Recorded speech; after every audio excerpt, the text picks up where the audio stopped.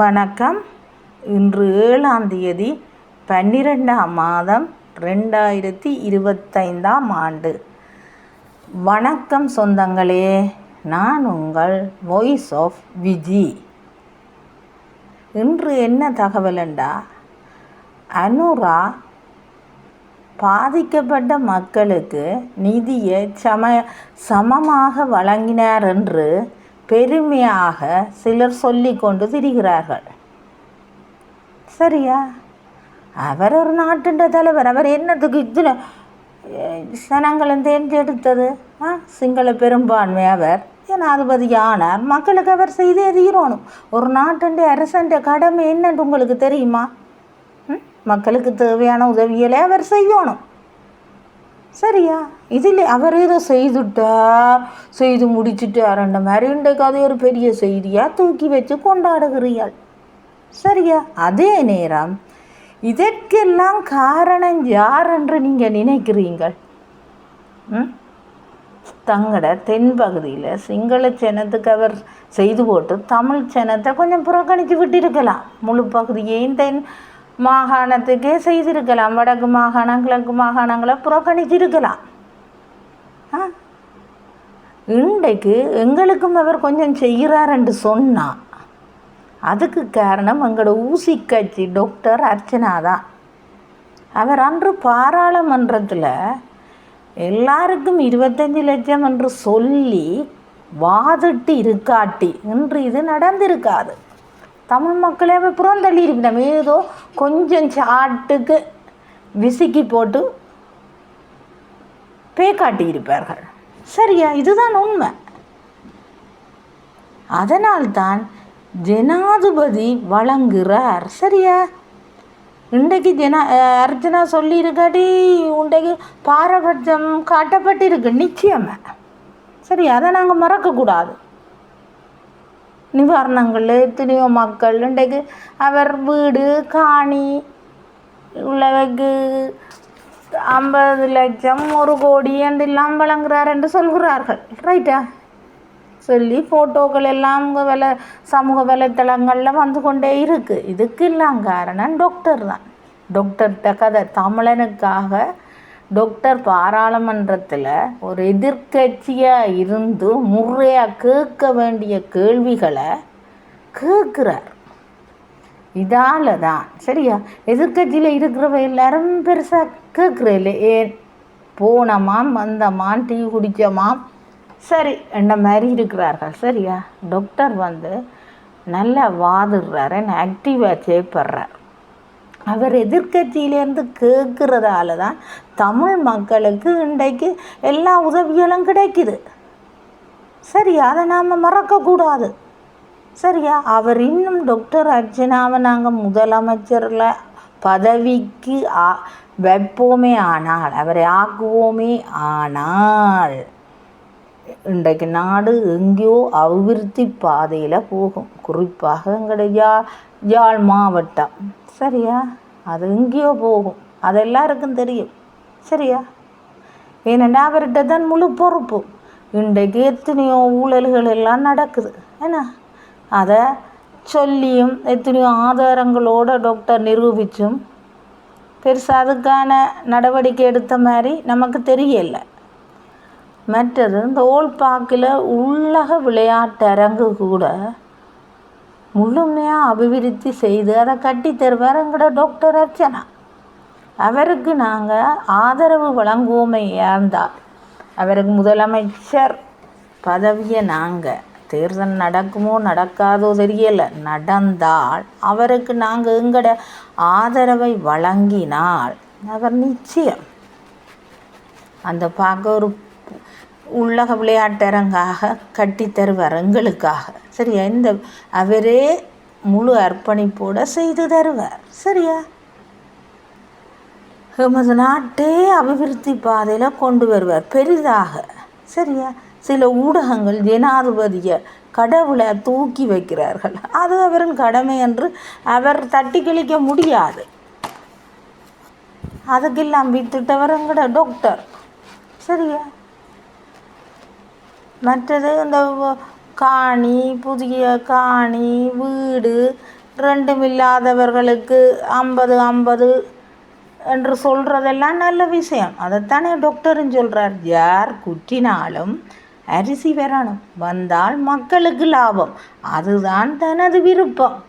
இதில் எப்படியோ பயனடைய வேண்டியது மக்கள் தான். சரியா? சில மீடியாக்கள் டாக்டரை பற்றி தாறுமாறாக செய்தி பெறப்போகுது. அவர் வெள்ளம் என்று பயந்து அன்று மாவீரர் மயானத்துக்கு வந்துவிட்டு திரும்ப கொழும்பில் போய் மாடி வீட்டுக்குள்ளே சொகுசாக வாழ போய்விட்டார் என்றும் மக்களில் அக்கறை இல்லை என்றும் சொல்கிறார்கள். சரியா? இது உண்மையா? அவர் அன்று ஒரு வழக்குக்காகத்தான் போனவர். சரியா? மழை வெள்ளம் அவர்கிட்ட வீட்டு சூழ்நிலையெல்லாம் பார்த்துருப்பியல். சரியா? வெள்ளத்தில் மாட்டி இராணுவ வீரர்கள் எல்லாம் அவரை காப்பாற்றினு சொல்லினோம். உண்மையில் டாக்டர் தான் இராணுவ வீரர்களையும் அந்த வாகனத்தையும் காப்பாற்றப்பட்டது. சரியா? அவர் மக்களை சந்திக்க வந்து தான் ஆபத்தில் மாட்டினார். சரியா? இதுக்கு நீங்கள் எந்த கதை சொன்னாலும் அது நம்ப மாட்டேன். எத்தனை ஊடகங்கள் எதிர்க்க அவரில் அவதூறு பரப்பினாலும் மக்களுடைய ஆதரவு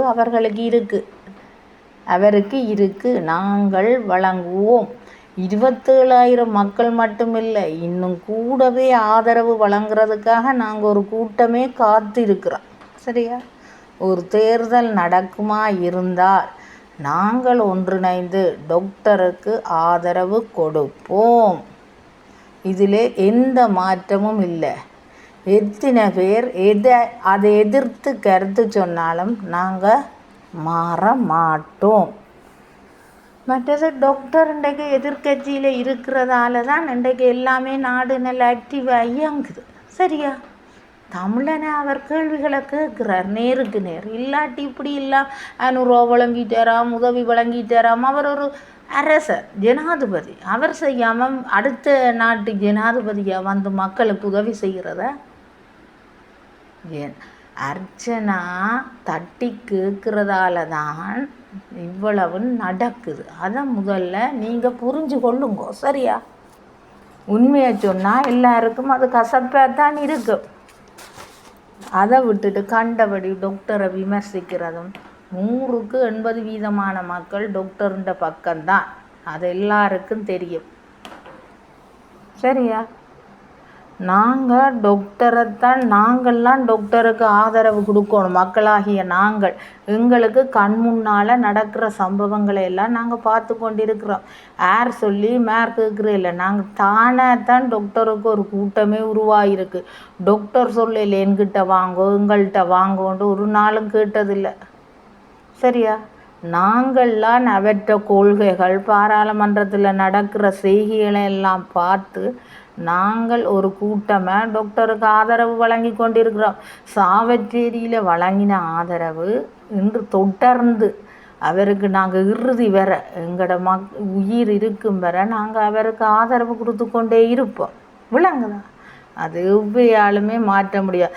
எத்தனை கதைச்சு எங்களை குழப்பினாலும் இறுதி மூச்சு உள்ள வர டாக்டருக்காக குரல் கொடுப்போம். சரியா? அதில் எந்த மாற்றமும் இல்லை. அவர் ஒரு நாளும் இனவரிய கிளப்புற ஆள் இல்லை. சரியா? அவர் எல்லா இனத்தையும் ஒன்றுபடுத்துறதுக்காகத்தான் டாக்டர் இன்றைக்கு அரசியலுக்கே வந்திருக்கிறார். அதை புரிஞ்சு கொள்ளுங்க. முதல்ல வாங்கி வந்தபடி கதைக்காதீங்க. உங்களுக்கெல்லாம் குடிச்சிட்டு கும்மாளமிட்டு ஊழல் செய்து கொண்டு இருக்கிறவியலைத்தான் உங்களுக்கு பிடிக்கும் போல. என்ன அவரில் ஏன் பகை கொள்கிறீர்கள்? அவர் என்ன செய்தவர் உங்களுக்கு? அரச ஊழியர்கள் எல்லாம் எதிர்கருத்து சொல்கிறீங்களே, நீங்கள் கடமையை தீரா செய்தால் ஏன் நீங்கள் டாக்டர் மீது பகை உணர்வை பாராட்டணும்?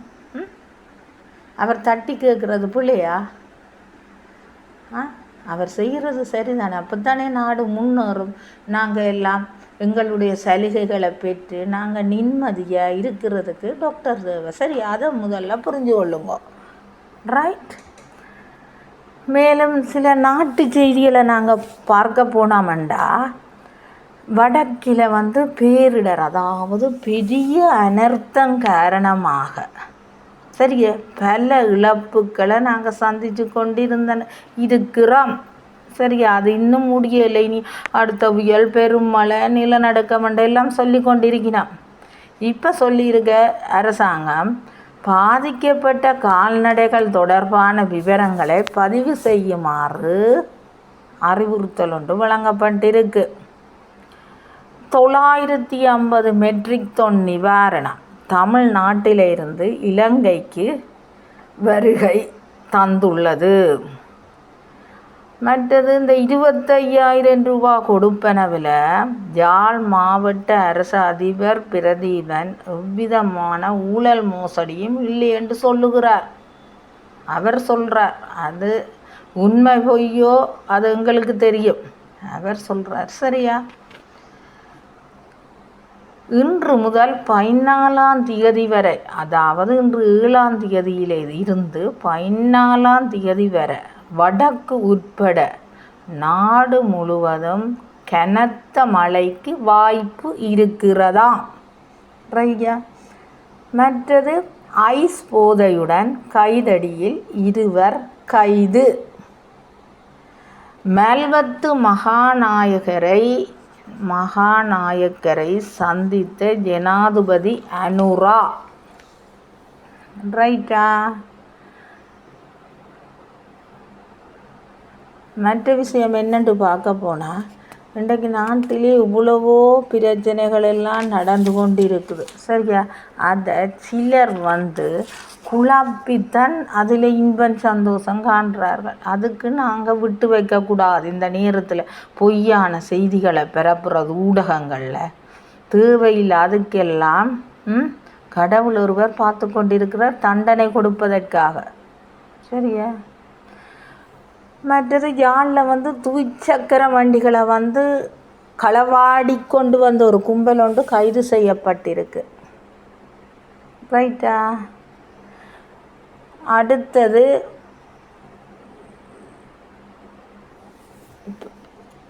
மற்றது இந்த பேரிடரில் அரசியல் ஆக்குறது அதாவது இந்த அனர்த்தங்கள் வேளையின் போது அதனை அரசியல் ஆக்குறது ஆளுங்கட்சியா எதிர்கட்சியா என்றொரு பிரச்சனை ஒன்று ஓடிக்கொண்டிருக்கேன்னு இவ்வளவு நடக்குமெண்டா இந்த அரசாங்கம் முதலே மக்களுக்கு தேவையான வசதிகளை செய்து கொடுத்துருக்கணும். வந்த பிறகுதான் அதை வழங்குறேன் இதை வழங்குறேன், அதில் எந்த பலனும் இல்லைன்னு வர்ற முதல் காக்க வேணும். என்ன